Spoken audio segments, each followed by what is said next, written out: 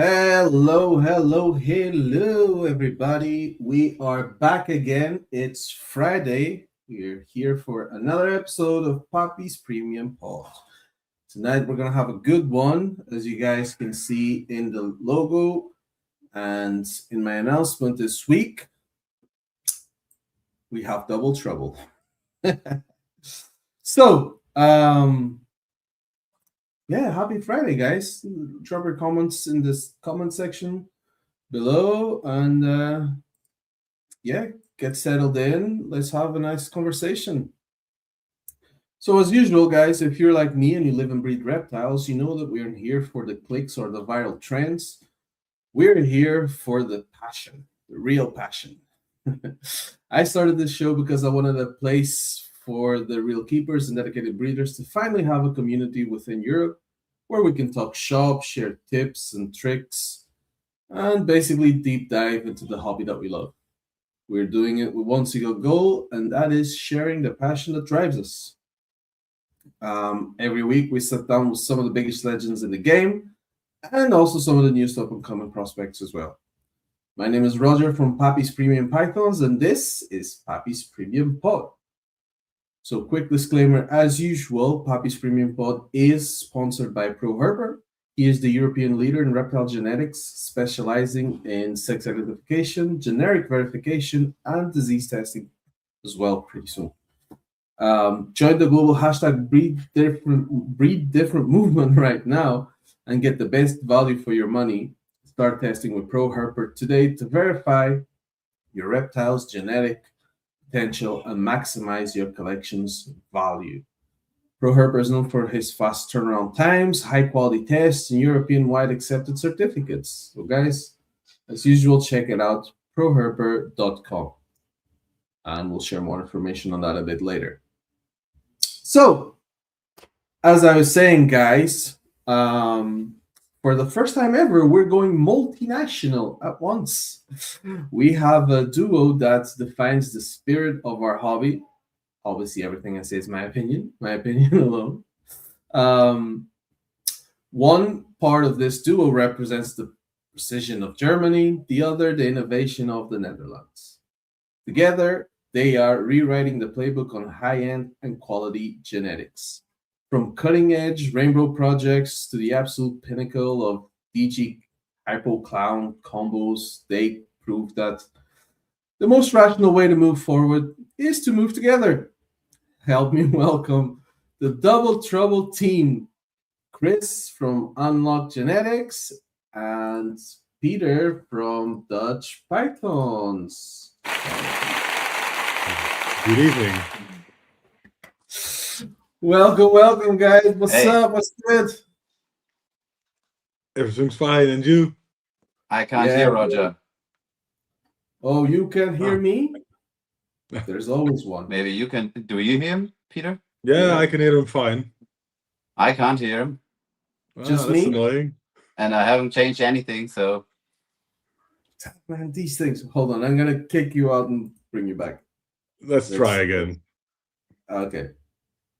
Chris from Unlock Genetics. Still. You don't hear him? No. That's annoying. Let me do one thing. It worked till he kicked me out. Yeah. And I can hear you, so it's not on my problem. Okay.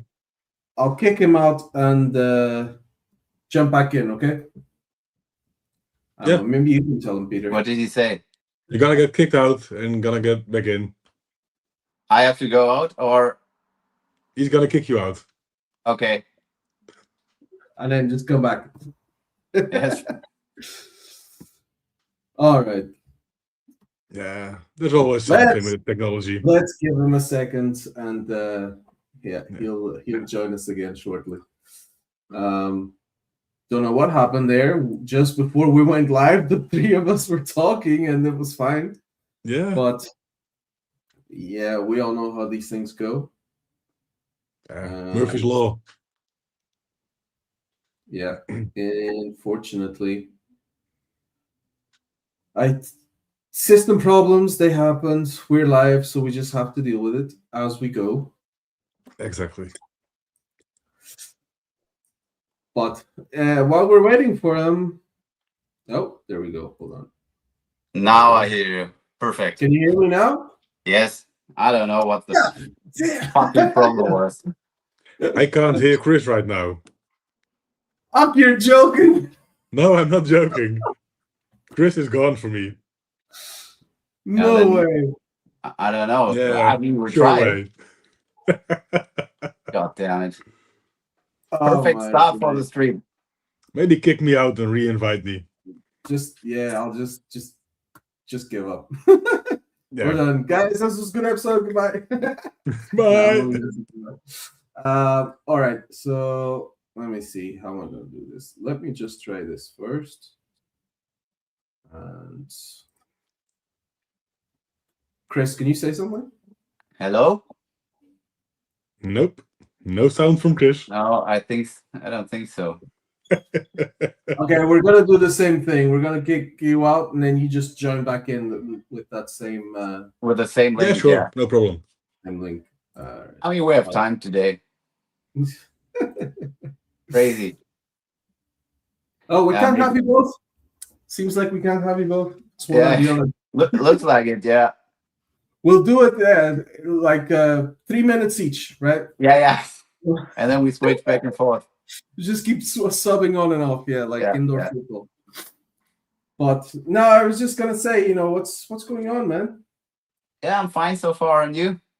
How's All the good, weather all in good. Portugal at the moment? It's slowly heating up. We had our share of rain, and I mean, I say cold, but it's probably nothing compared to you guys. Yeah, but we had around about 20 degrees I hear today. everyone now. Oh, really? What? Perfect. Ooh. We did it, guys! Finally, Yeah, we're it only back. took 10 minutes. And anybody watching, I promise there was no issues before we went live. No, it worked. It worked perfectly before. So Yeah, but And it's you were Murphy's going Law. in and out, and everything was fine. Anyway, anyway, Yeah. but yeah, no, weather here is good. It's getting warmer, so the days are getting longer as well. So yeah. well, nice. What about over there, Germany? It gets better over here as well. Today was pretty sunny, 18 or 20 degrees, so can't complain. But Same here. it's different from day to day. Possible tomorrow you will have only 10 degrees and rain and this shit. So I've noticed that from what whereabouts in Germany are you from? Like north, south, center? center, Frankfurt. Oh, Frankfurt. Okay, I flew Yeah. there. So I have 10 minutes to the airport, maybe 15, but yeah, Okay, pretty in the center of Germany. if I'd have known that. Next time I'm flying for work, I'll come and visit. Sure. You're You're welcome every time. If you are in the near of Frankfurt, let me know. Yeah, but yeah, when I went to Rostock. Okay, pretty that's north. Yeah. Yeah, and Yeah. there the guys were saying you can like go to the beach during the day and then have like a snowstorm in the evening. It's Yeah. the weather just changes. It's so crazy. Yeah. Yeah. But anyway, what's going on, guys? I think Chris, it's the first time I see your snake room actually. Possible. I mean, we moved in last year October, so the snake room is still not 100% finished. Yeah, I had to get the lights installed. I think 2 weeks or 3 weeks back. This was why we have to skip the the first date and all that shit. And yeah, still waiting for the remaining cages. I think we will do it in the next 4 or 6 weeks, something like that. So on this side, I have the new cages. I can show you next time. Yeah, for sure. And yeah, what about you, Peter? My room got an update last January because it was moldy, the floor was broken, because of the high humidity, the walls are starting to crumble. So Yeah, I dug deep took some sales budget from last season and get it all done at once. So That's good. That's nice. yeah, hopefully it's good for like the next decade or something. Yeah, it should be. Yeah, I think so. Yeah. So you never know. Yeah. So, I mean, normally I start with the basic questions like, well, how did you get into ball pythons and stuff? But obviously in this case, I want to go a different direction. And how did you guys become a duo?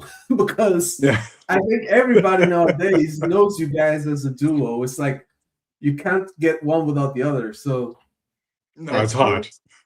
Yeah, We're usually together unless one is on a holiday when there's Yeah. a show. So, how did that come about? How did that happen?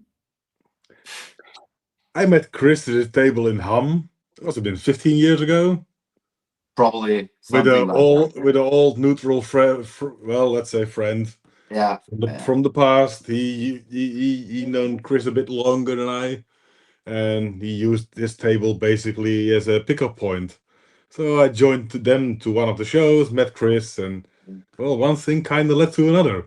It And was here we are, like 15 years later or 15 years so. later? yeah. So, There's How did no that there- happen? there's no special big story. I mean, as yeah. Peter said, we met at the show and yeah, we liked each other and was the pretty the same side and or thing with the ball pythons and stuff like that. This like we do stuff and how we keep our animals and yeah, it got closer and closer. And I think for the last maybe 5 to 6 years, it's pretty mixed up everything with the seasons and clutches and stuff like Yeah. that. So of course we still have our I would say own projects we follow, but still. Yeah.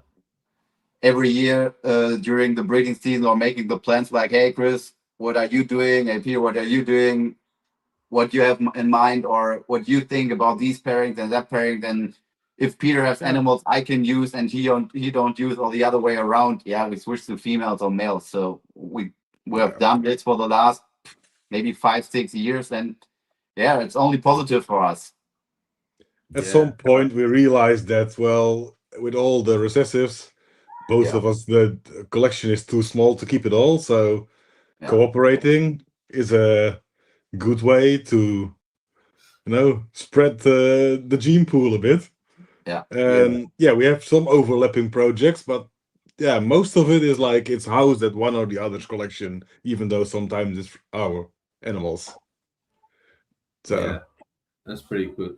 Well, I want to ask this question, and it's just for funnies. Who's the rational one, and who is the mad scientist in this partnership? I think none of us is rational. yeah, that I think that's the right answer. It's not that we're going crazy or stuff like that, but yeah, it's.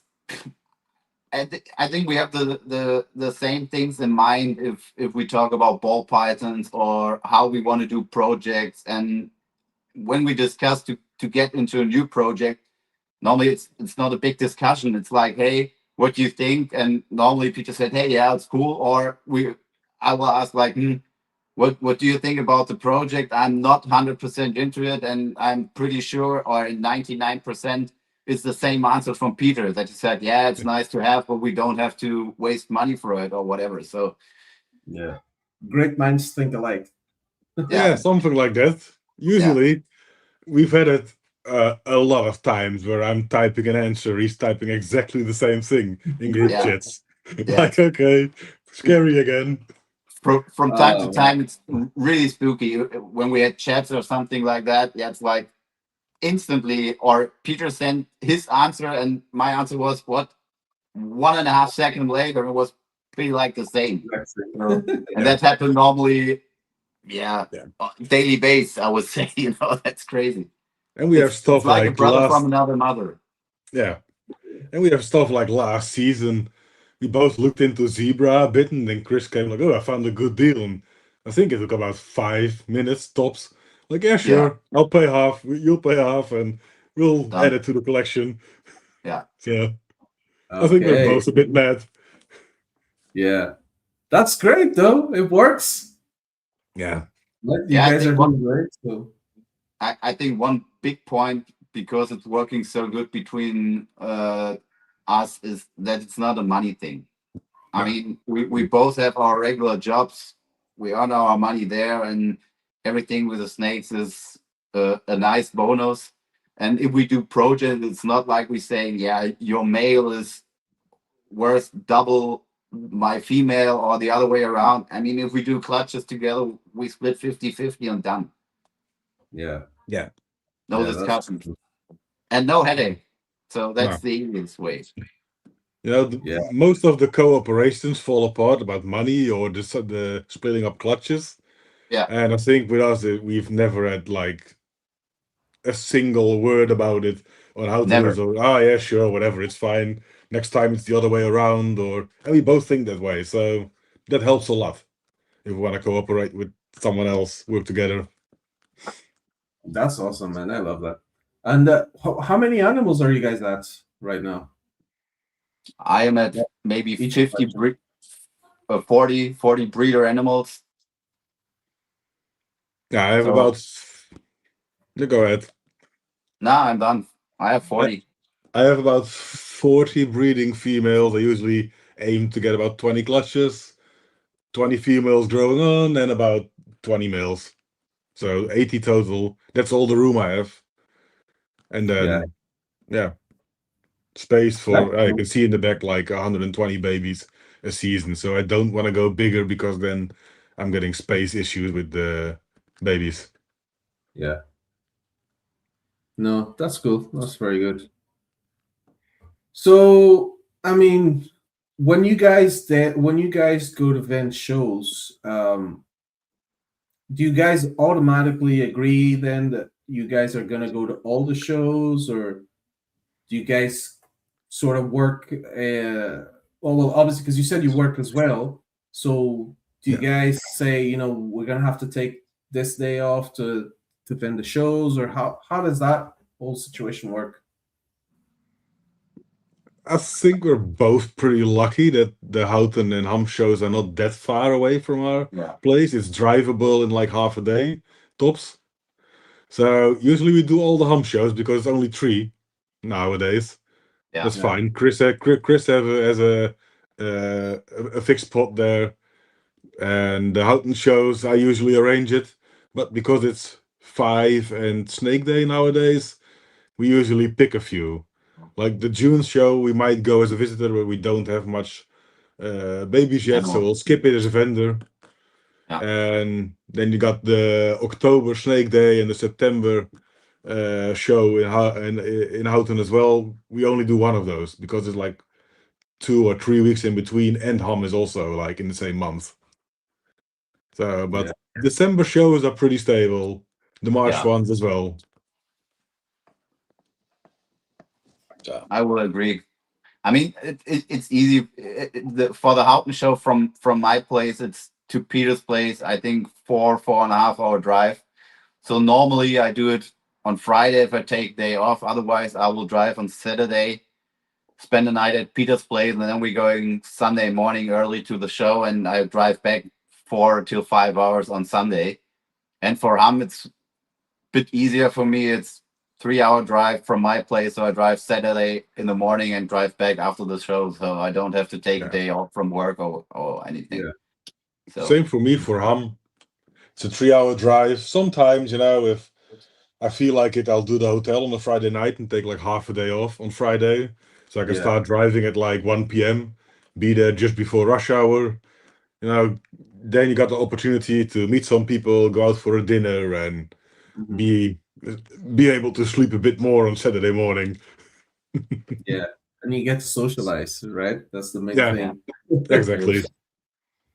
Very good. So, okay, none of you is doing this full time. You all have jobs. Yeah. Is there a plan to take a step up, or well, obviously, Peter, you already said you don't want to go any bigger, but for me, it's pretty the same. I mean, I have a business, a side business or a small business with the snakes since 2024. I don't know if you know the story no, behind that shit. Okay. So long story short, I think 2023, I got a message on Instagram from a guy. I can't drop the name, or I won't drop the name. And we had a club, I would say, a breeder club, and you only can get into the club if you are a commercial breeder and have a license from the vet. So, and he Okay. contacted me on Instagram and said, "Hey, Chris, you have nice animals, blah blah. How was all the vet checking and everything with registration from the business and stuff like that?" So, and I was like, "Hey, I have for the last 10, 12, 15 years only hobby breeding. I have only a few animals per year, and I don't have a business, and I haven't get checked from the vet or since then." And yeah, then we wrote a bit back and forth, and everything was cool. I've never talked to him before. I've never seen him before, met him before, or anything like that. And it was a bit strange that he was asking all the questions. And after, I think a day later, and talked to Peter and other friends, that if I get a message from the vet in the next time, I know where it comes from. Hey, and what should I say? I think maybe 4 weeks or 6 weeks later, I had a message from the vet, and they told me, "Hey, we come over to check your animals," and then everything began. Yeah, so you had to do it. Yeah, not the business wasn't the big thing, but the registration from or the permission from the vet, that was the big thing. But thank God my vet was very, very cool and very easy, and yeah, I got everything without big stress. So I have the official license to deal with the animals, to keep the animals. I have an official transport license, and I have the business registration. So Yeah. so for future, I think it will get, even here in Germany or general in Europe, it will get harder and harder with the exotic animals in the next year. So for me, it's perfect, or for us, I would say it's perfect. Yeah. That at least I have the official permission from the vet and the business registration. So Yeah, because I know spots in Germany, they can be very funny with the rules as well. And yeah, and it's it's vet totally crazy. dependent, right? Yeah. It's totally crazy because it's not the same rules in okay, Exactly. official, of course the same rules are for all Germany, but the guy in Frankfurt or for the area in Frankfurt can tell you other things than the guy who's charged of Rostock or whatever. So Yeah. depends on the area. That's crazy. It's the same like with pit bulls and everything like that. So I'm not allowed to keep it without a license or a test. And if you live in Berlin, it's not a problem. You can buy a pit bull without any problems. Yeah, double standards. And here in the Netherlands is also it's a Yeah, but hobby. I won't you do still it need as a main job. So for me, it's fine with the amount of animals like now, and that's good. I have not that much time, so I'm working maybe 50 hours per week from my regular job, and then cleaning and keeping the animals and do shows and stuff like that. So yeah, that's totally fine. Yeah. Very good. So market-wise, right now, how are you guys feeling? 'Cause we have very 50. I think we're very 50-50 now, where a lot of people still saying the market's going down, it's dead, but a lot of people also saying that we're picking up, we're going places. So you guys have been there for a while. What do you guys think? You can start, Peter. Okay. I got the opinion that it starts to pick up a bit more. I can't hear him. Oh, really? Oh no, not again. No, not again. Yeah, but he was gone for a few seconds. Yeah, my iPad went into some screensaver mode, so I turned it off and then I was out of the chat. Oh damn. So I rejoined. Maybe kick me again? I think Chris, you can hear me, right? I can hear you, but I can't hear Peter. But I Yeah. can see both of you. Yeah. Can you go out and come back in? Me? Yeah. Yeah, sure. Yeah. I will do it. Yeah, you're the tech guy, so he's the tech guy. Should be easier for him than for me. But anyway, what you were saying about the market? Yeah, I think it's picking up a bit, but you have to have like not the projects everyone's doing. I think you need to find the thing you like, which is not the same thing 10 other people are Do you hear doing. me? Yeah, I can hear you. Yeah, I Okay. can hear you. Ah, Can now you it's hear good me? because Peter's sound was cracking 10 seconds, but now it's good, I think. Okay, good. I was saying that I think the market's picking up, but you should, focus on projects that not everyone does, because then you get into the part of the market that's flooded. I mean, to be honest, Peter and me, we already talked a lot about the market. I think we really can't complain the last 2, 3, 4 years, right? I mean, really, it was good. To be honest, I think I never really had excessive animals left after a season. Yeah, Maybe true. like 10 to 15. Yeah. I think is the most I ever had left when the new season started. And right now we have like 2 animals from 2024 which didn't have to go. That's all I have left from that season. And you can see behind me, that's what's left of the 2025, and the 3 bottom ones are reserved. So it's 12 animals. So it's some rainbow stuff, some riptide stuff, and some stuff for Monarch Hypo. So that's like niche projects. You need to wait for the customers. Yep. Yeah. Monarch Hypo, damn. Yeah. I got lucky there. I bought a Monarch Pied male, which turned out to be had Hypo. Yeah. The breeder I got it from never worked with Hypo at all. I mean, it could be worse, right? Yeah, it could have been worse. So I was aiming for Pied double heads and got Hypo Pied heads. That's Oh man, that's awesome. First time in 20 years. You were Jew as well, right? Jew. At some point, you're gonna be lucky, I guess. Yeah. For sure, nowadays, with a lot of post heads not being mentioned by the sellers. Yeah. Yeah. Very good.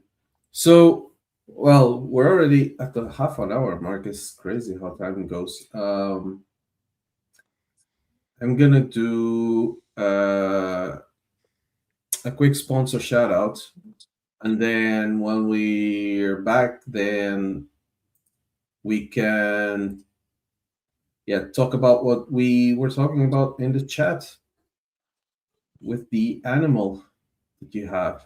Sure. So hold on. What's Yes. a better way to do this? No, I think it has to be this way.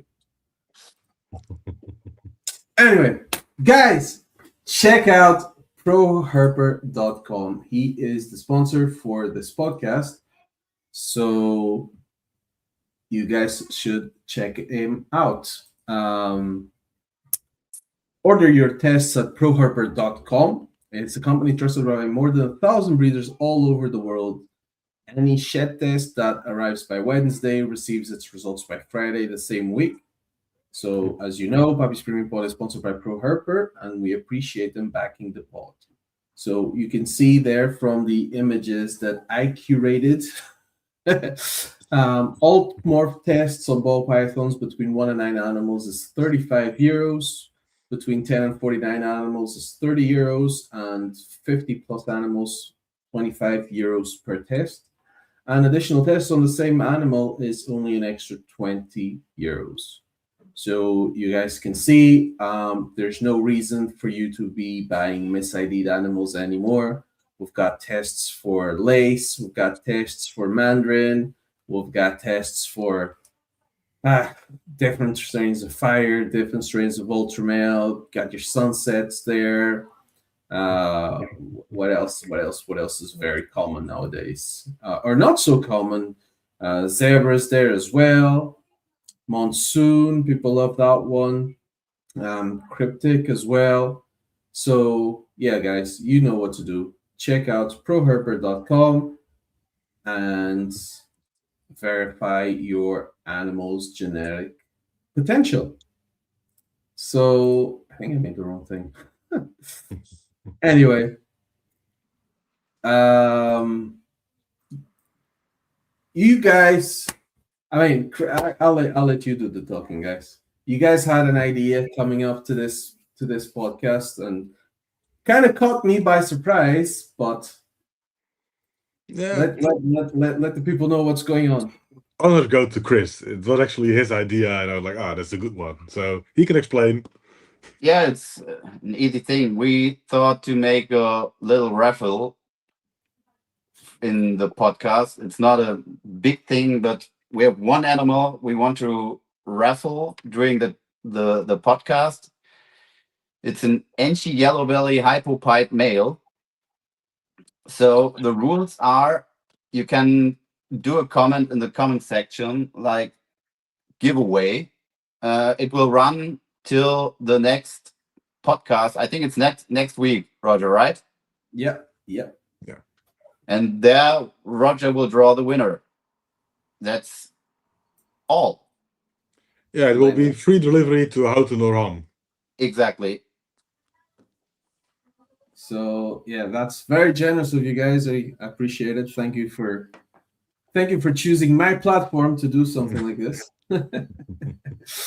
Yeah, I really appreciate it. And yeah, guys, check it out. This is an Enchi. I already forgot. Is it Enchi yellow belly or? Yeah. Enchi yellow belly hypopite male, right? Yeah, Enchi yellow belly hypopite male. And all you guys have to do is comment on this video. It's going to be up on YouTube. I'm going to be sharing all the links and stuff like that as well later on. But comment on the video. Then next Friday, during our live episodes, we will pick a random comment using AI, most likely. We'll pick a random comment, and then the winner gets an Enchi yellow belly hypopite male, and it will be delivered to Hammerhausen. Exactly. Also for free. Yeah, that's awesome, man. That's awesome. As a thank you for inviting us to the channel. Exactly. Really, man, I should be giving you guys something for coming on here, man. I really appreciate it. Nah. It's only our hobby, so. Yeah. Yeah. I mean, yeah, we do it because we love it, right? Exactly. And I'm the same. I'm here every week as well. And yeah, I can't remember who I was talking to, but it's been 15 episodes already, guys. Come on. Give me a break. That's good. That's good. I was talking to someone and we were saying, it might have been Gavin actually, because he was talking about, family time and stuff like that, how important it is. And I was like, yeah, right now, family is sitting there having dinner or watching a movie, and I'm here doing the podcast. So that goes to show how much, we do this because we love it. You know what I mean? So yeah, but it's still pretty same like with doing the shows. I mean, if I do a show and out, and it's at least 2 days gone only for the show. If you do Ham, it's for me only 1 day. I mean, if you guys come over from Portugal or from Spain or whatever, your trip is maybe 3-4 days or even longer to only go to one show, right? That's crazy. Yeah. You have to love it to do that shit. If you don't love it, you're not going to do that. Yeah. Exactly. I mean, the last time I went, we left here on a Thursday afternoon. No, it was Thursday morning actually. Yeah, because I took 2 days. I had to take 2 days off work, so it was like Thursday, Friday, Saturday, and then we came back on the Sunday. Well, straight after the show, we drove like nonstop. Yeah, it's like what, a 20-hour drive or 24. Not 24. Yeah. Nice. That's bad. That's mad. Yeah, a full day just driving. I mean, you stop for fuel and then maybe change drivers here and there, but yeah. Then we can't really complain. We can pack our animals that Friday evening or Saturday morning, drive to the show, come back Saturday evening. Maybe if it turned out a bit late, you're gonna clean everything up on Sunday morning, but that's it. For you guys, it's very different. Yeah, it's different. That's why we don't go to that many shows. I mean, unless you're someone like, I don't know if you know Tiago. from Vivum. He has a but his case is different because he's not really a breeder, but he has a reptile shop. Yeah, then I know the guy. I think it's a friend of Ricardo, right? Yeah. Or he knows him as well, yeah. Yeah. Well, there's not that many of us, so we tried all bundled together. Yeah, sure. Do you guys have a new trip planned for going to Ham or Houten? No, nothing planned. Especially as a group, I haven't spoken to any of the other guys yet, but I plan.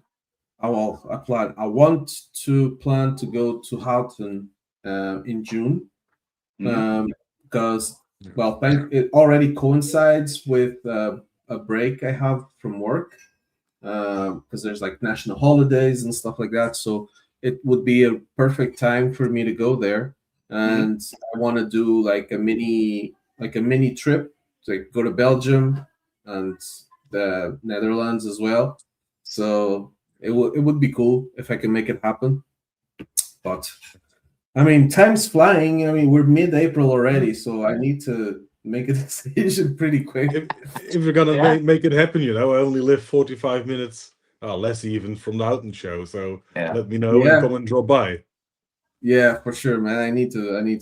It would be awesome. Whenever we went, like I said, whenever we went to Ham, we didn't really get to visit anyone, to go anywhere. Well, at the time, I guess I didn't really know that many people either, but it was all sort of kind of rushed.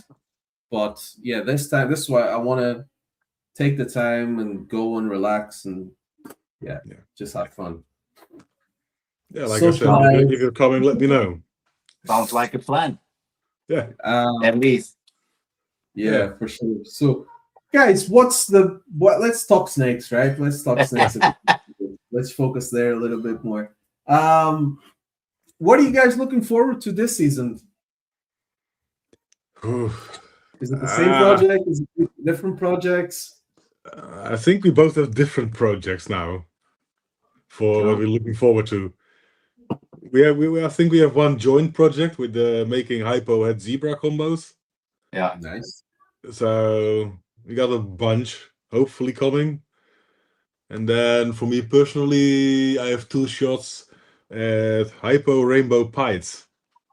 Hypo Rainbow Pites. Wow. So yeah, that's the highlight. And making more Hypo puzzle stuff is also. I'm very eager to see new combos of that. Yeah, I can't wait to see it. I was watching. Was it Justin's video from Nijmegen? Yeah. 2024. Yeah. And and he was highlighting a couple of animals that you guys had, Hypo puzzles and stuff. So it's great to see the evolution, Yeah. But what about you, Chris? What are you looking forward to? I have 2 shots for DG Hypo Clowns this season, so I'm focusing on that and to make more, I think, Hypo doublehead or even Hypo Clown doublehead combos to keep them back for future breeding. So that's my main focus beside the zebra project. I mean, we have the first clutch cooking from zebra head Hypo to a Zupo blackhead Hypo female. Okay. So she laid last week, or I think 10 days ago, whatever. And we are hopefully getting a few more clutches. Then I really hope for that the Axanthic Hypo female will go from the zebra head Hypo. So, but these are all breedings for future. So there's for future, yeah. That's still nearly all breedings this season at my place is to get more holdbacks for the projects.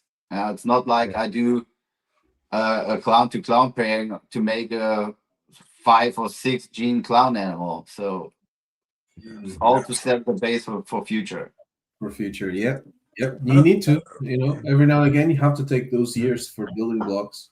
Honestly, I think every season about 50% at least is making new building blocks. Yeah, exactly. Yeah. Well, that's true as well. And I almost forgot that I got a couple of shots for DG Hypo Pyth combos. So, yeah, hopefully they'll go. They're a bit long shots because the girls are not the best feeders, at least one of them. So she's old enough, she has the weight, but it's one of those difficult animals. And the other one's slamming everything where she's a bit on the young side. I mean, normally it would take another year. Yeah, I have one of the one like the first one you said. She's 2022 now, so she's 4 years old. She's about, I think she's just about to hit 1,500 grams. I started to pair her. She is a bit of a trouble feeder. She was for a long time, but recently I found what works is just dropping the rat. Yeah. I just leave it there. Frozen thawed. Obviously, I don't feed live to any of mine. I just throw it in the warm side. I usually do her first now because I already know. So to leave the rat there, close the tub, go around the room, and then when I come back, it's usually gone. Oh, that's good. I have a few animals that do the same. Yeah, man. Yeah. The first time we heard of this, it was like my mind was blown. Wait, what? This works? I don't have to stay there. Like, come on, take it. And like wiggling with a freaking rat, right? You're sitting there for half an hour trying to get the thing to eat, and then it's gone cold. You have to heat it again, and then go try it. Man. I'm so happy I got a stable supplier for live rodents. I mean, I just give everything a rodent, go downstairs, take a cup of coffee, come back, and remove what didn't eat. Yeah. Actually, because there's quite a few rodent breeders close enough to me here in Portugal, but I've never actually wondered if I could get them to, to have like a steady supply of live ones. Because obviously it's going to get to a stage where I feel like I'm going to have to breed. Because once you get to a certain level, it's especially here because rats are so expensive. It's not worth it. You might as well just have to breed yourself. But okay, yeah, I need to see actually. We need to message some of those and see if we can work out a deal of some kind. But yeah, like I said, the rats here are so expensive. Like you're talking for, I don't know, just like a weaned rat, what was 50 to 90 grams or so. Mm-hmm. You're talking, I think it's like €4 or something like that. Oh, that's crazy. I'm paying like maybe 120 for something like that. Yeah. I paid I think was €7 for an adult mouse from the pet shop when I was stuck with one female that wasn't, and I just wanted to prove the point that she would eat, that she wasn't sick or anything. So it's like €7, probably $7.95, something like that for an adult, and it wasn't even fully adult. Shit. I was like, so same here. If you go to a pet shop, like a pet shop where they also sell it as like a house pet for children, you're gonna pay like €10. Yeah. But the guy supplying the pet shops is also my supplier, so that's a good thing. Yeah, you got it good. Right. So, what do you guys think is a gene that's undervalued right now in the market? That's a difficult one. Yeah. Opinions. Personal opinions. That's all I'm looking for. Yeah. Which is undervalued. When I say not as in money wise, but like something that people are not paying attention to, maybe. Okay. For a long time it was Hypo, but nowadays people are catching up on it. Yeah. Hypo everything.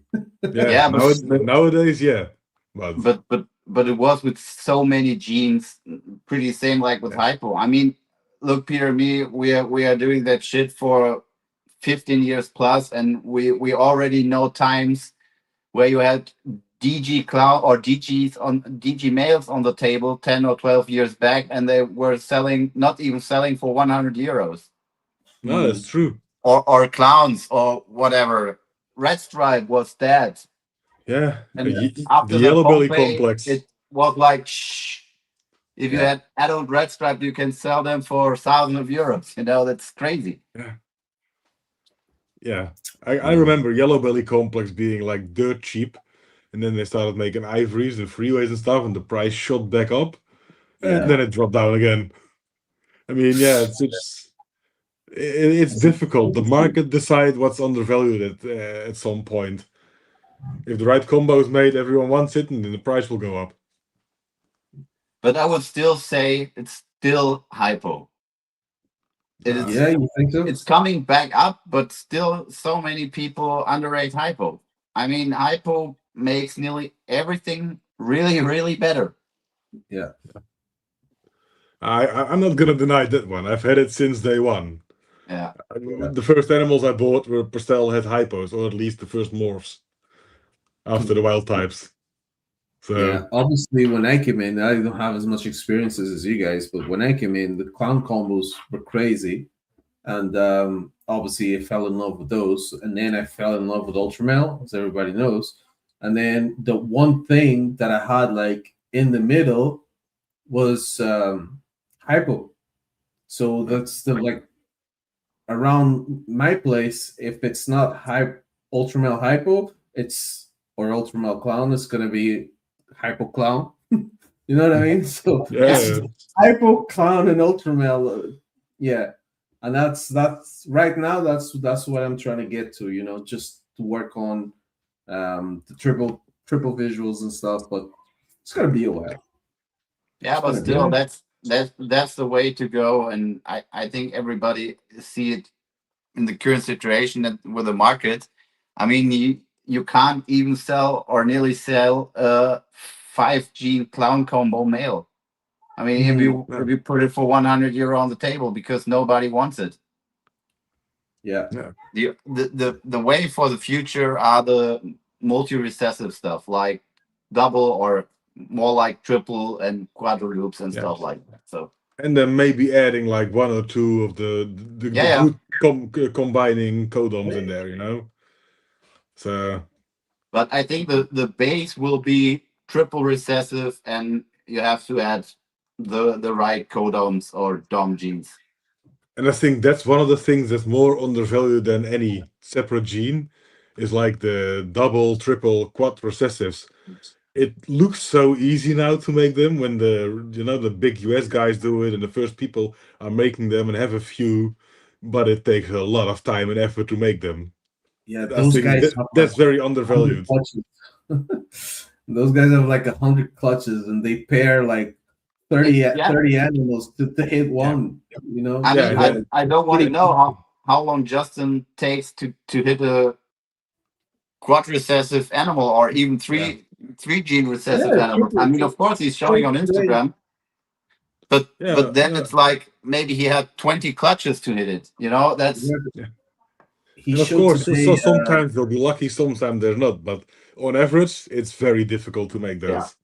Yeah, exactly. To hit the odds on everything. Yeah. He showed today the DG Kiki DG G-stripe stuff, and he hit something like a DG G-stripe Pompeii or something like that.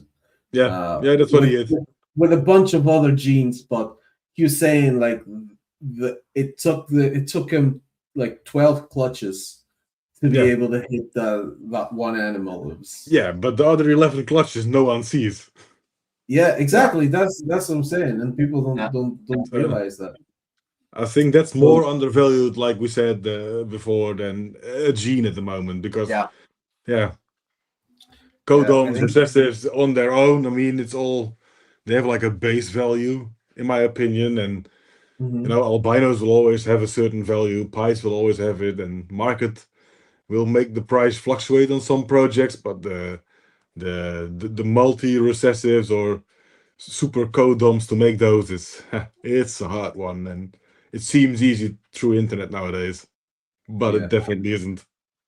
But do you think people are also realizing now, because of those American breeders and what they do and talk about, do you think people are realizing also now that it is important to have the codoms going with these double and triple recessive projects? Because, you know, for my example, it's one thing to hit a ultra male clown, which you can buy today on Morph Market, I think for like 350 euros or something stupid like that. Yeah, it's crazy. It's different hitting an ultra male clown than hitting a black pastel spot nose Cypress ultra male clown, for example. Do you think people are realizing that nowadays and trying to focus more on codoms, or not yet? Go ahead, Chris. I would say not yet. I mean, if you do, and at least you need the females first. I mean, Peter and me are holding back nearly every female we had last year from our triple or quadriloop recessive projects, because if you have the base animals, like, I mean, a hypo double head or hypo triple head or whatever, or do it the other way around, the clown, or a pie triple head or double head, whatever. If you have the females, you can get you maybe 3, 4, 5 codon male or head male, double head male, and go for it. Yeah. Exactly. Yeah, and in the time the females grow up, there will be more males available. Yeah. Projects run longer, so then you can pick the right one with the codoms you want in the recessives. Exactly. Yeah. I think I want to pay more attention to that this year, depending on the clutches I have. But I think I'm going to focus a lot more on keeping back females rather than selling every. Because you have to. I have one male. I kept one male and I sold everything else. All the females were gone, and then after I sold them, I was like, "Wait a minute, hold on." Yeah, you're gonna regret that one at some point. But I think that's a mistake that a lot of breeders did or have done in the past, because they hatched good females with good genetics and could get a good amount of money for that, and said, I would rather sell the female now and take the money and maybe buy something better. But that doesn't really work. Yeah. You're losing time, because by the time you buy something better with that money from that female, even if you keep that money and you buy it next year or in 2 years' time, you buy something better, but then you have to wait for that something better to grow up. So that's like 4 years gone. You know what I mean? Exactly. And you see, go. And you see a lot of people who have like a clutch with one amazing animal in there, like they hit the triple recessive or whatever, and they sell that one for the money, thinking, I'll make another one next season, and then not make one for 2-3 years and lose a lot of time and value potentially in projects. Yeah, precisely. Yeah, because I seen it, especially like with the hype or the ultra male clown stuff. When I bought into it, an ultra male clown was like 1,500, and that's why I didn't buy one. I bought a male clown head ultra male with the codoms I wanted, kind of. But then obviously a year gone or 2 years gone, it's 350 euros.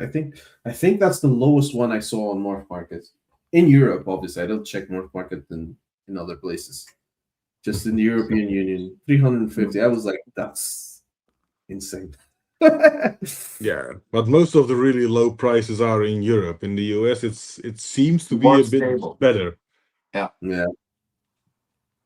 But hey, I think that's a point with the market we have to take, because you will have every time people throwing animals out of Morph Market for 50, 100 euros, whatever. I mean, I would do, in my opinion, it's better to do an auction, because then it's an auction, and if the animals goes for 5 euros, okay, your problem. Rather to put the animals for 20 euros on Morph Market, where everybody can see it for weeks, for months. And I mean, same story. The people see an animal online or at the show, and if you have pretty sane genetics on the table, they come over to you and say, hey, these guys over there have the animals, but it's only half the price of yours. Yeah. Yeah. Good for him. And then who knows Yeah. what the animal is, It might be falsely ID'd or have mites or, I mean, we've seen some dodgy shit through the years. Yeah, we've all seen and heard all that kind of stuff before. Yeah. Or people who are quitting, and like, oh, I want to get rid of everything as soon as possible.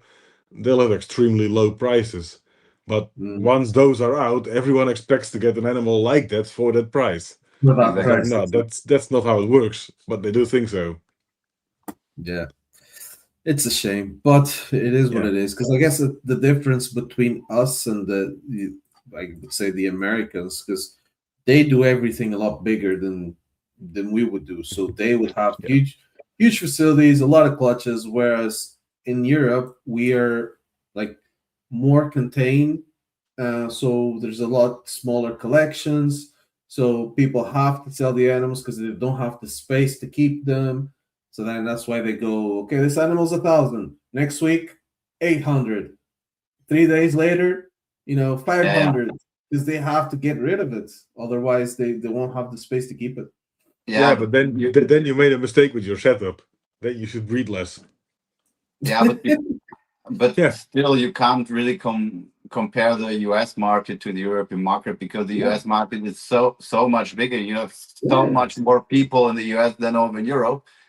Plus, you have much more rules in Europe than in the US. I mean, they don't care if you have a 5-meter snake in a 1-meter box. Yeah. Exactly. Nobody cares. Yeah. So if you here have a 1-meter ball python in a 1-meter box, the vet says, hey, that's not allowed. You need 1 meter 20. Yeah. That's the point. Exactly. And of course, a lot of the big breeders are in states who are in the US who are financially attractive to be in. Let's put it that way. They can reinvest a lot more money than a European breeder because if you do it as a business, you're gonna pay like what 40% tax, 50% tax, and they're paying peanuts, which gives them an advantage. True. Saying that,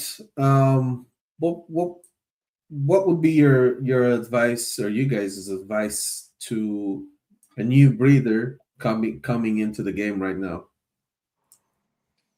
First of all, do what you like to do. Yeah.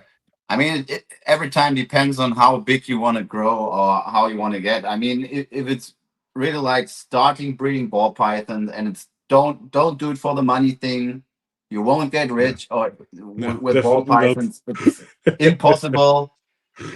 There is one way: get €1,000,000, buy some snakes, and put real much money into it. Then it will work, maybe, if you do it right. If you're smart, a lot of if you people do it right, it's possible. But still, I would say, or I tell every people, or with beginners when they ask, hey, focus on the genes you like. Don't overpower it. Don't do 50 clutches a year or whatever. Do maybe 5 or 10 and do clutches that will forward your projects. That's all. Yeah. Yeah, do projects you like and you want to keep animals from. And then, if you go deep enough after a few seasons, people start to know you for what you're doing and you'll sell the animals, which are like, how do you call it, surplus, basically. You're not going to need yourself. Yeah. And, think about an animal before buying it. A lot of people buy one, oh, it's so pretty in the beginning. And then buy another one with, it's also so pretty, but genetically it's like a mismatch. And then, then they have like 10, 20 animals and they figure out like, oh shit, 5 or 10 of them are for breeding, useless. So So that's one point. I mean, you have to make a decision if you want to breed at some point or not. I mean, sure, maybe that will change, that you say, okay, I will start only with keeping them without breeding intentions. Then it's like Peter said, or I would say the same, hey, buy what you like. If you don't want to breed, if you like yellow or pale stuff, buy yellow and pale stuff. If you like dark stuff, buy the dark stuff or both, whatever. I don't care.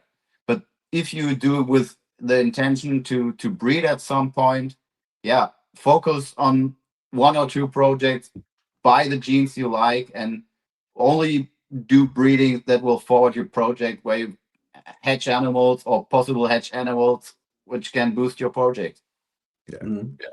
And Nice. you know, let's call it a pro tip. Like, don't think it's easy to lose a gene if you buy a snake with an unwanted gene in there. Like, I've done it a few times. Like, okay, it's like 4 out of 5 genes are perfect for what I want.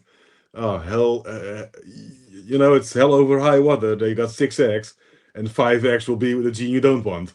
So, you know, try and search a bit more and find really the right animal. Not like, oh, it's 80% what I want, the other 20% I'll outbreed, because it can take years if you're unlucky.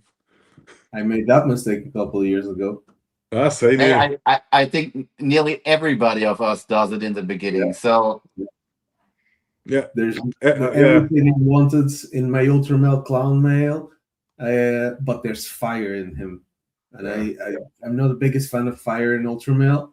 So knowing my luck, like you said, when all the eggs start coming out, I'm gonna have what, I don't know, 10 eggs or 12 eggs, and 10 of them are gonna be fire. Yeah, probably. And you know, not to burn you, but having it in a male is even worse. In a female, you only get Exactly. 1 clutch from her. Yeah. But your male will go to like 5 or 6 females, and you're gonna have a lot of unwanted stuff if you're unlucky. Yep, exactly. Yep. It's like my ultramale hypo, the old, or not ultramale hypo, the hypo clown project. I have 2 females there. One's got lesser, the other female's got Mojave.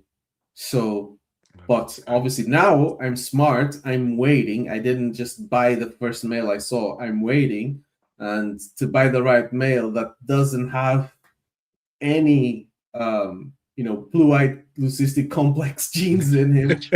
A while ago I was close to buying one with special, and then I don't know why I saw special and it didn't click, so I was close to buy it, and then wait a minute, special's blue-eyed leucistic, so no. I mean, it could be interesting with the Mojave, but not with the lesser. But anyway, it is what it is. It's one of those things, everyone makes that mistake.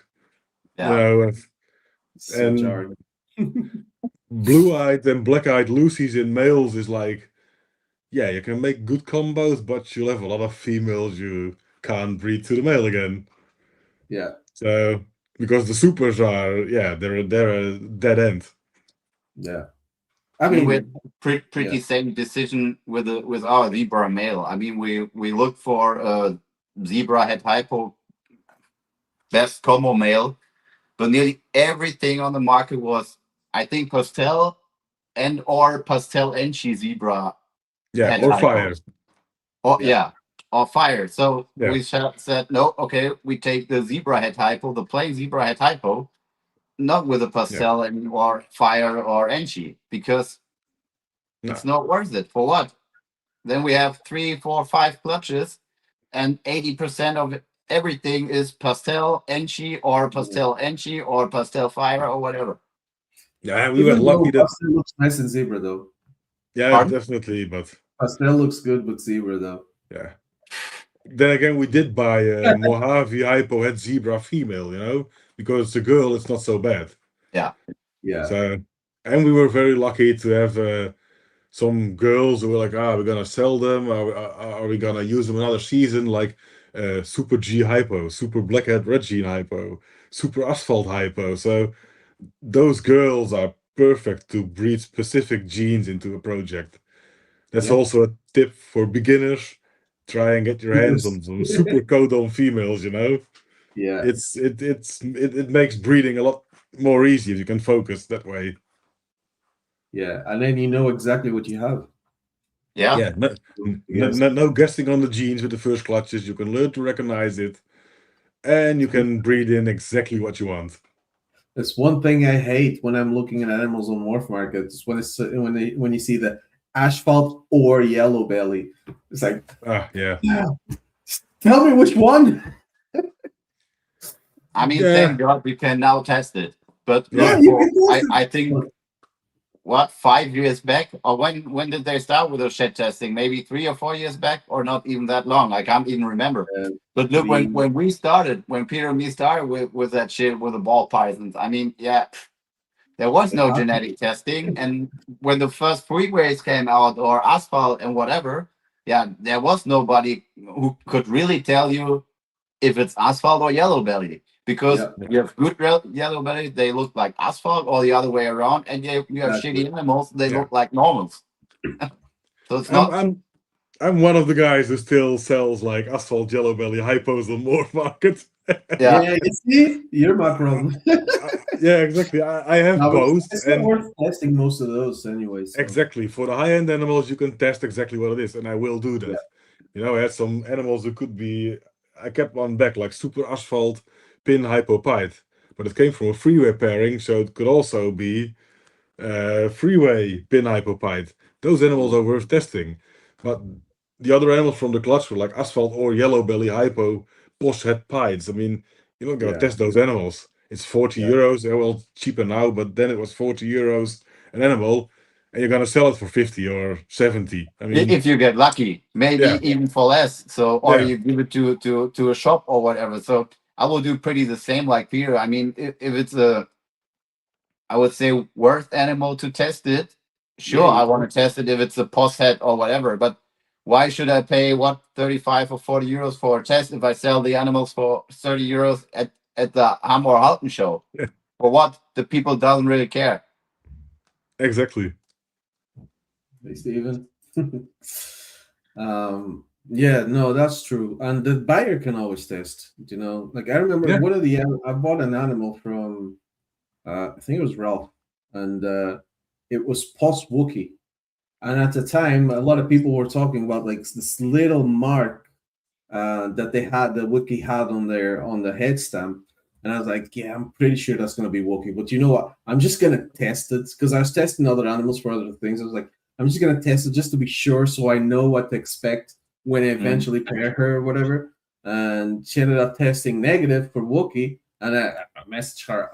Remember, I bought it as a post Wookie. So it wasn't even a yeah. big deal. But I messaged him anyway. Just FYI, she didn't prove whatever. And he's like, wait, you tested this animal? It was like, I don't know. I think I paid like 200 euros for the animal, and he's Yeah. like, you tested it on this a cheap animal like this, and I was like, well, yeah, because me as the breeder, I want to know exactly what I'm working with. So Yeah, yeah, for IDing the your more I babies and see, your like, future plans, it's perfect. exactly. Yeah, I So mean, the and more I you know still that, have the, and you still have the point. I mean, if you bought her as a baby, maybe you're raising her 3 years and paying what 200 euros on food, breed yeah, her, and she's not Wookie, she's a normal, and then better yeah, pay the 200 euros to be sure and put her in the project, or sell her if you don't need it. So yeah. Yeah. fair enough. But anyway, it is what it is. Yeah. Do you guys have any projects that you guys started working on and just gave up that not worth it? I did a bad one about 7, 8 years ago. I sold my clown animals and my head clowns. At some point, I Okay. figured I might add it, and then I was like, "No, it's not my thing." I sold it, and like season afterwards, you started to get the just-in combos, which flew off the shelf all over the world for the last 7 or 8 years. Yeah. So yeah, that was a bit of a mistake selling that bit. It wasn't the big part of the collection, but yeah, No, but wrong. you're still working clown nowadays, right? Not at Peter my not. place. No, it's all at Chris's place now. Yeah. So he has animals, not much, but they are at my place. Yeah, So, Yeah. yeah. Do you have anything that you gave up on, Chris? yeah, but it was a project with Peter. I think how many years did we try with the rainbow clown shit? I think 3 or 4 in a row and no clutch and stuff like that. And yeah, that was pretty We still shitty. have we still have the animals. Yeah, the babies. There should be breedable next Yeah, season. bigger now, but Yeah. yeah, it was that we didn't quit the project 100%, but it was crazy. I had a big lesser clown female, and I gave it to Peter for his, what was it, Hyper Rainbow male, or was it a combo? I can't even remember. Yeah, Pastella and Hypo Rainbow Male. Yeah, and it was really, we started with the project, I think 5 years ago or something like that. Yeah. So and it was like first year no eggs, second year no eggs, third year no eggs, Yeah. and then finally we hit the clutch. Yeah. So that was a bit annoying because normally at this time we could have the babies or from the breeding, and the first shots for the rainbow clowns or rainbow Yeah. hypo clowns even. Yeah. That's well, that's something. Yeah. Well, shit happens. I mean, you can't always win.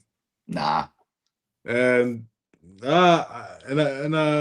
my riptides, I'm not gonna have any clutches from that this season. Well, maybe one or two if my holdback mill from last season is gonna be up for the task. But unfortunately, I bought the original animals with the cryptic in it, and I want it removed from the project.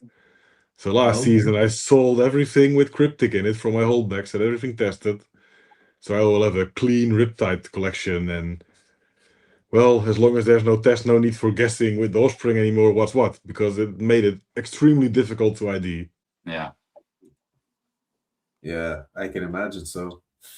Yeah, is it the visual cryptic? Is it the riptide head cryptic? Is it the, nah, it's almost riptic. impossible. So yeah, is it the riptic? Riptics.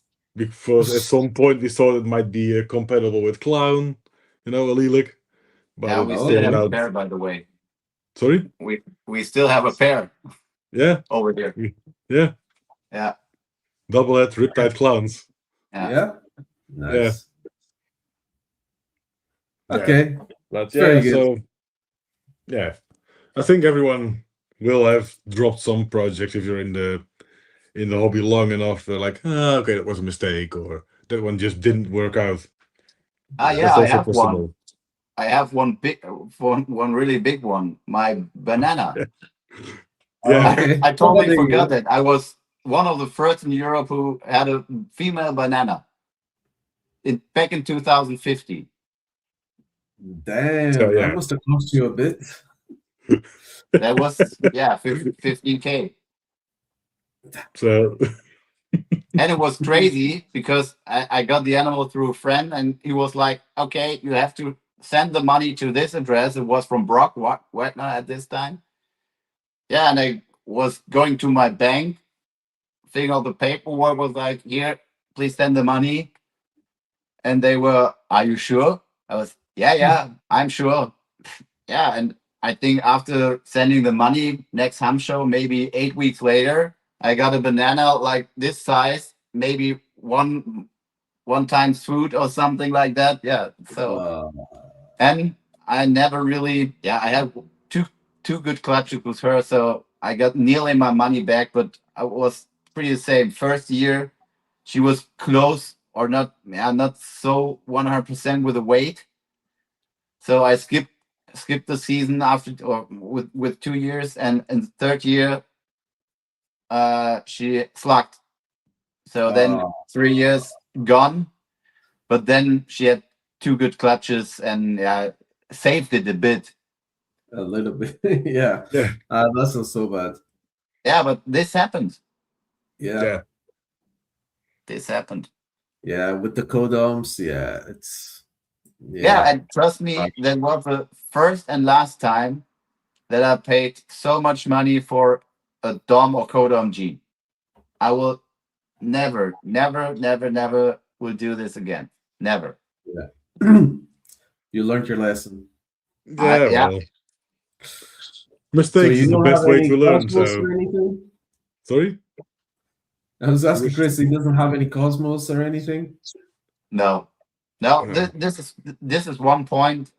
Of course, Peter and me talked about Cosmos. Yeah. But as we said, we are pretty same in this shit with the snakes, and we both said, yeah, it's a nice gene, but we don't want to put that much money in a codom gene. Yeah. Same with And- strangers like 7-8 years ago. Yeah. Yeah, we just waited till it became like affordable because Yeah. you never know when the price is gonna drop extremely on the codoms. Yeah. And we can exactly. talk next year about the Cosmos, and we'll talk about the prices, how they will be next season. Look at like the last 12 months what happened since they are breeding them in the US. Yeah. I mean, they Especially went now from that you know of the white flame and stuff like that. Yeah. Cosmos well, white they flame. basically went from like 40K to 12K or something like that at the moment in Yeah. the US. You're gonna feel shitty Yeah, if you it still is what paid it 40 is. a few months ago. Very Yeah. good. So I like to ask this question there for the audience and for myself because I think it's funny. Can you guys share a horror story from your snake room?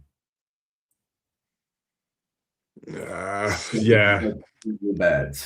I've had in the 20 years, I think I had 2 or 3 like really bad luck deaths. I had a female who swallowed a rat and she damaged her esophagus. Oh, So it's swole up a bit, but it happens sometimes after food, you know? And I yeah. looked 2 days later, it was gone. I was like, okay, keep an eye on her. She'll be fine, I hope. And then a few days later, it came back. I had to go for work, came back from the job a day later, looked in the top, like, oh shit, that's gonna need a vet like right now. And then I took her to the vet and she was already like pretty much dead when I arrived. They were like, Oh, yeah, the infection went into her bloodstream and it's gone. That's bad. that's a bad one. And at that time, it was an expensive and an important animal. So, yeah. That sucks. And I had a really high-end male die because his aorta ruptured. His water ruptured? Aorta. So the main vessel from the heart to, the main artery. Yeah. And that's it's bad luck. You can't help it. I was gonna say, how did that happen? It just Yeah, happened. that's just plain bad luck. And maybe it was already a birth defect, it wasn't perfect. Mm, He bred like 3 or 4 times in the season, and then I came into the room, and the smell like something threw up a rat or a mice. It kind of smelled like that. yeah. So I checked everything that I ate like 2 days before that. Like, oh, okay, it's not that. Okay, I'll start my cleaning round and see what happens. Maybe something unexpected somewhere, or a rat escaped and flew under the racks, which I didn't see and died. And then I opened up the male tub and I was like, oh, god damn it, not this one. It was like the main male for the season. Shit. Did Yeah. he end up siring any clutches? Did he get any of his babies or? Yeah, he was sired 2 clutches. So That's not so. still got something from it, but it's not what you expect, It was like a 10K-ish animal, so maybe a bit more. Yeah. Oh man. What about you, Chris? Anything like that? The vet check. That was the best thing because, of course, in Germany you are not allowed to keep the ball python in rack constantly. It's only for breeding purpose or if they are sick or if they are not eating good. So that's fine, but not the whole life in the racks. So yeah, it was for me. There was a crazy time after the vet check because I didn't know what they're going to do if they come and take all my animals or whatever. Because of course it happened more often in Germany, I would say, or I know at least a few people where it happened in the last maybe 5 to 10 years that they took all the animals. So that wasn't a really funny time, I could tell you. Yeah, I can only imagine. Yeah, I mean, for I you? had one time the what's the name? I can't remember the name, but like some like wildlife protecting agency PETA. came. Yeah, no, not it's like a Portuguese one. Okay. Yeah. They came knocking on my door with like 5 police officers. Oh, Like I fine. was about, yeah, it was a Saturday morning. I was about to go to my son's football game, and they just like do. Yeah, we need to speak to such and such. I'm like, yeah, that's me. What's up? They're like, yeah, so you've got snakes, right? And I was like, oh fuck, no, please no. Yeah. And they're like, That's a bad feeling. yeah, Yeah. man. I was like, but they didn't even want to come inside the house. Oh, really? And, yeah, they were Oh, like, really? hey, so how many have you got? And I was like, 7. I think I had like 10 at the time or something. And I told him the number, and he's like, okay, so we need to see we need you to bring out the animals. And he was asking if I had documentations for them. Yeah. And over here, all our animals need to have microchips, like Okay. dogs for some reason. But yeah, they asked for microchips and all that. In fact, I had been to the vet that exact same week. So this was on a Saturday. So in the middle of the week, I had been to the vet to get a couple of microchips. So like I went, gave him all the documentation. I brought the animals out one by one so they could scan the microchips, and like everything was fine. There was one animal that had the microchip was already gone. He had gotten it that same week, but it was gone. Like whenever he went to scan it, there's nothing. Like I showed him the paper from the vet. I was like, obviously it doesn't prove anything because it doesn't have a photo of the animal, but like, yeah, so I got it. It was like this day, this is the vet thing. It's signed. There's the number. It's like, but there's no chip here. Like, I was like, fuck, what do I do? And he's like, don't worry about it. You can go to the vet, get it sorted. We'll come back next week and make sure everything's okay. And I was like, thank God. I went back to the vet. She gave me a chip. She didn't even charge me anything. She's like, just take it. And never heard from them again. Yeah, that was good. I found out in the end, the reason was somebody complained on a TikTok live. I was doing these lives on TikTok where I would show snakes and like answer questions, like, the normal questions. Do they bite? Are they venomous? And all that kind of stuff, What do they eat? Yeah, But you see, you have idiots everywhere. So yeah. And the guy told, like, I ended up in the end, like before they left, I was like, oh man, would you mind telling me, like, how did you find me? Because I wasn't expecting like a visit so soon, blah blah blah. And they're like, no, I'll tell you this, but I'm not supposed to tell you this. We got there was a tip from an internet live kind of thing, and I was like, yeah, all right, I know what's going on. So I had exactly the same. I mean, for me, it was not like they're knocking on my door, but they wrote me and said, hey, we want to come to check your snakes, or we have heard you have snakes, blah blah. We come to check it. And then they came with 4 people to check my room, and it was half of that at this time. Yeah, but I have one more FB4 reg at this time, so I had space for 80 adults plus the babies and stuff like that. So, and the check was only about 15 minutes because the vet was cool, and he was like, hey, rags, the problem with the rags, that. I said, sure, I know, no problem. Then he was like, okay, was checking 2 animals and showed him the paperwork of the animals and everything like that. And he said, okay, we will make a report and send it to you, and then we can talk. And it was like, okay. And then I asked them, said, hey, how did you find me? And they said, yeah, there was somebody who reported you during an email. So, and of course they weren't supposed to tell me who was it, but it got me a lawyer to see the files, and I saw the mail, and it was from some cryptid animal email thingy you can't track, and it was sent to the wrong email address. It was to some email address in Bavaria and stuff like that, and Frankfurt. So yeah, totally idiot. But I will send the email to you, or I will send the email to you, and I will write the translation in English, and then you can see what this motherfucker wrote in the email. It was crazy. It's really crazy. Oh man.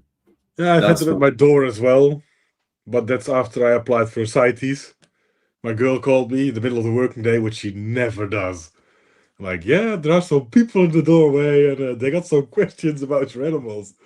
I was like, look, I got nothing to hide. Take them upstairs in the room and let me know what they say. And that was 15 minutes or something. She called me back like, oh yeah, they were all happy, all looked good, all was clean, and they had nothing to complain. So yeah, it can also go well, you know? Hey, imagine getting a call like that. My heart would just drop. Yeah, the Yeah, 15 I'm minutes not was Yeah, of course it will. But I mean, yeah. at the other hand, if you are good to the, I mean, it's their job. Yeah, exactly. They can't change it. I mean, if you get report, the vet told me exactly the same. They said, look, I mean, I have to go for it and have to take a look and have to visit and check the facility or check the room and check the animals, because if I don't do it, I have a problem. And my vet was so super cool and it was so super smooth. It wasn't a problem at all. Yeah. But if you are shouting at them, saying, "Yeah, you have no rights. You have to get the police and blah blah blah," yeah, then it's another thing, you know. Yeah. No, the Exactly. guys that came here were quite decent. Like I said, they didn't even want to come inside the house. They just stayed at the door and asked me to bring out the animals. And while this was going on, they were like asking all these questions, like, "You can breed these animals? Like, why? Do people buy them?" It's like, what the hell's going on? Like, how much is an animal? And I was like, yeah, you can go from like 20 euros to 200,000. And she's like, no way. Yeah. So it was quite funny, like in the end. But yeah, you're always worried about stuff like that. Yeah, of course. So if you, I'm gonna ask this question one of you individually. Peter, you can go first. If you could only keep one project for the rest of your life, what would it be? Hard one. DG Hypo puzzle. DG Hypo puzzle. Okay, cool. I like that. What about you, Chris? Hypo TSK eccentric puzzle. Hypo TSK puzzle. Yeah. That's not too bad, huh? Yeah. Definitely. Cool. I mean, we're already gone like an hour and a half. Yeah. It's crazy. I don't want to take too much more of your time and everybody else's time. So let me just ask this real quick. Again, individually, what's your best snake room pro tip? So you guys have you have a recent room, Chris. Peter, you redid yours as well. Yeah. You can't live without in your room. Do you I'll start go or do first. I got like I call them red guards on the bottom of my rack. It closes the space underneath the lowest level. Because I feed live, every now and then something jumps out of the tub and they'll shoot under. So you can't do it anymore in my racks. Oh yeah, they can run around, but don't go on the racks anymore. I can tilt the camera and show it a little bit. How does it work? Let me see. Those. This one. That's awesome. Yeah. That's worth its weight in gold if you're feeding live. Because nothing more annoying than feeding on a Saturday evening and hunting the fucking rat that jumped out. Yeah. Man, I dropped a whole box of live rats in my room. No, you didn't. One time. 30 rats. Trust me, that was the biggest nightmare. I mean, mites are not a big problem beside that. Trust me, it's crazy. They were running like and behind the racks, behind the incubator, in the last corner. I think it took me a week to catch every rat. God damn it. I see you don't have the guards under your rack. No, our feet now frozen, so I don't need the guards anymore. And I think everyone needs the quarantine, if I'm honest. If you got like more than like a few animals, get a quarantine so you don't get mites in your main collection. And, you know, especially if you get to a bit more, well, all animals, but, you know, testing it for viruses is also it's useful, I think. Necessary. Yeah. I Keep it had like that that. problem once as well, and thankfully it was in my quarantine room. But thankfully, when I say quarantine room, it was like my son's bedroom beside the snake room. But Yeah. yeah, I found mites one day, and obviously I did the whole procedure. Thankfully, it didn't even spread to the other animals in the little rack. I had like a little I have a little handmade wooden rack that I used for the quarantine stuff, and thankfully it didn't even spread to the other ones. But yeah, you have to not only have quarantine but do it right, because a lot of people say, quarantine, but like it can still spread. It doesn't. Nothing spreads if you do it right. Yeah. Go to your main room, do everything you need to do in your main room, and go to your quarantine room last. And once you go to your quarantine room, do not go back in your main snake room unless you Exactly. shower and change your clothes and all that kind of stuff. So if you do it right, you won't have problems. But And it's not just keep having it, a separate room. yeah, and keep them in there for a proper amount of time, not like a few weeks. Yeah, They yeah. they have to Or shed 3 days, like I've pee, heard before. poo, and be tested for diseases, and then might eggs takes quite a while before they hatch, and you'll eventually see when they were there. So I'd say at minimum of 2 to 3 months, and if you see anything off with the fecal matter or something else, it's got to be like 6. I think it took maybe I think it was 3 or 4 weeks for the snake I had to show mites when I bought it. Yeah. Yeah, It takes, Uh, it because was about 3 to normally, 4 weeks. So if you quarantine for 4 weeks, then that's it. Your yeah, whole it's collection. useless. yeah, Yeah. So, But well, yeah, what about you, Chris? What tip have you got? Snake room pro tip. I would go every time for, pro stuff like, if you keep the snake in racks, don't do it with self-made plywood racks. The risk for fire, trust me. We have seen it in the past for Yeah. big breeders with big fires, because they have all plywood or wooden racks, self-made racks with Yeah. 120 watt heat cables, stuff like that. That was one thing for me, which I got really early, was keeping the snakes. I said, hey, look, I'm buying a snake for what, 5, 10, 15,000 euros, and have self-made wooden racks for what, 200 euros to keep the snakes in that, with a top on the heat mat, rubbing the heat mat and stuff like that. So for me, it was really quick and clear that I have to buy pro stuff like LP racks, or the other racks we have now from the Netherlands and stuff like that. So, and then of course the same thing like people already said with the quarantine stuff. But that should be, and if you don't have, or if you don't keep your snakes in the racks, buy some nice cages. And same for that, I wouldn't buy wooden cages, PVC or whatever. yeah. Go for that. I thought you were gonna say for a minute there your pro tip for a snake room would be a green tree python enclosure. Yeah, that thing looks awesome, man. Yeah. How That's many have cool. you got? One, it's only one. It's my pet. I don't want to breed them. That's normally I want to put it in the living room first, because Yeah. I want to go a bit more back to a cage and have a nice cave with plants, Enjoy it.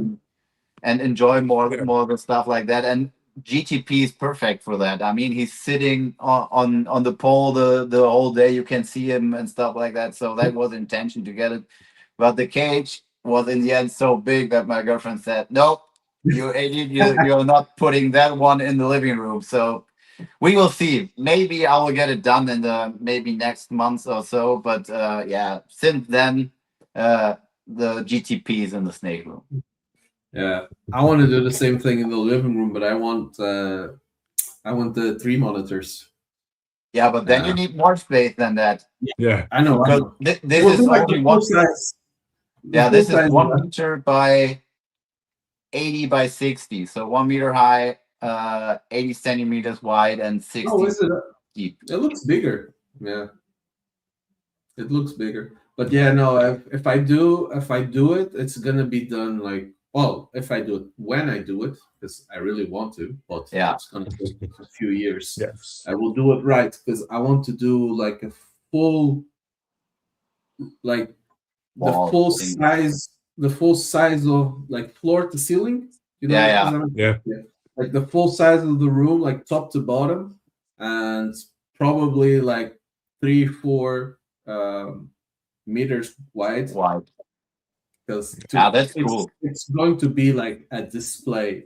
You know, in my head, it's gonna Especially be if they grow, they need the space. it's gonna be a nice display. It's something to bring people over and be proud of. You know. Yeah. Not just like a shoebox with a couple lizards inside it. But one can dream. It's free to do so. Yeah. But that's awesome. Yeah. So, guys, we're gonna call it the end here because it's been a long time. So, we're gonna go for nomination time. Don't know if you guys are aware, but the running theme on this podcast is that the guest gets to pick the next person to come on the show. Oh, Ooh. I have to be someone in Europe, not Yeah, of course.